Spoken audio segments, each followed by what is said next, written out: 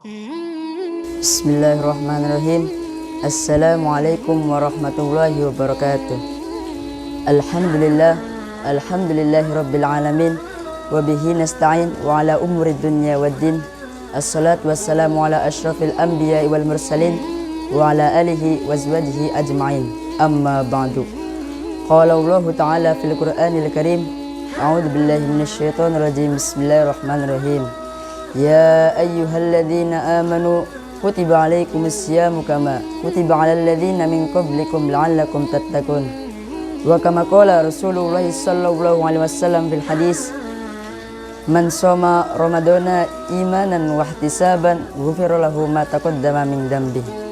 Pertama-tama dan yang paling utama, marilah kita panjatkan puja dan puji syukur kita atas kehadirat Allah Subhanahu wa taala yang telah memberikan kita nikmat, beribu-ribu nikmat, mulai dari nikmat jasmani maupun nikmat rohani, sehingga kita semua dapat diberikan kesehatan seperti sekarang ini. Alhamdulillahirabbil alamin. Kedua kalinya, salawat serta salam, salawat beriring salam dan salawat berbungkus salam, tak lupa kita curahkan pada baginda alam, sang reformasi dunia, yaitu Nabiuna Muhammad sallallahu alaihi wasallam, yang telah membawa kita dari zamannya jahiliyah menuju zamannya Islamiyah seperti sekarang ini. Baiklah, berdirinya dari sini akan membawakan sebuah cerita Islam, kisah sahabat Nabi Abu Musa al-Asy'ari, hakim umat Muhammad. Tatkala Amirul Mukminin Umar bin Al-Khattab mengirimnya ke Basra untuk menjadi panglima dan gubernur, Abu Musa al-Asy'ari mengumpulkan para penduduk dan berpidato di hadapan mereka. Sungguhnya Amirul Mukminin Umar bin Al-Khattab telah mengirimku kepada kamu sekalian agar aku mengajarkan kalian kitab Allah dan sunnah Nabi kalian, serta membersihkan jalan hidup kalian. Orang-orang heran dan bertanya-tanya. Mereka mengerti apa yang dimaksud dengan mendidik dan mengajari tentang agama, yang merupakan kewajiban bagi gubernur dan panglima. Tetapi tugas gubernur juga membersihkan jalan hidup mereka. Hal ini memang amat mengherankan dan menjadi suatu tanda tanya. Siapakah kiranya gubernur ini yang mengenai dirinya Hasan al-Basri pernah berkata, tak seorang pun pengendara yang datang ke Basra yang berjasa kepada penduduknya selain dia. Ia adalah Abdullah bin Qis dengan gelar Abu Musa al-Asy'ari. Ia segera meninggalkan negeri dan kampung halamannya Yaman menuju ke Mekah setelah mendengar munculnya seorang Rasul yang menyerukan tauhid dan menyerukan ibadah kepada Allah dengan penalaran dan pengertian, serta menyuruh berakhlak mulia. Di Mekah, waktunya dihabiskan dengan duduk di hadapan Rasulullah untuk menerima pendapat dan keimanan darinya. Lalu ia pulang ke negerinya dengan membawa kalimat Allah. Ia kembali kepada Rasulullah tidak lama setelah selesainya Khaybar. Kali ini Abu Musa tidak datang seorang diri, melainkan ia membawa lebih dari 50 orang laki-laki dari Yaman yang diajarinya tentang agama Allah, dan 2 orang saudara kandungnya, yaitu Abu Ruhum dan Abu Burdah. Rasulullah bahkan memberi nama kaum mereka dengan sebutan golongan al-Asy'ari, serta melukiskannya bahwa mereka adalah orang-orang yang paling lembut hatinya dengan sesama. Mereka juga sering diambil sebagai tamsil bagi para sahabat. Rasulullah SAW bersabda, orang-orang Asy'ari ini bila mereka kekurangan makanan pada peperangan atau ditimpa pacaklik, mereka kumpulkan semua makanan yang dimiliki dalam selembar kain, lalu mereka bagi rata.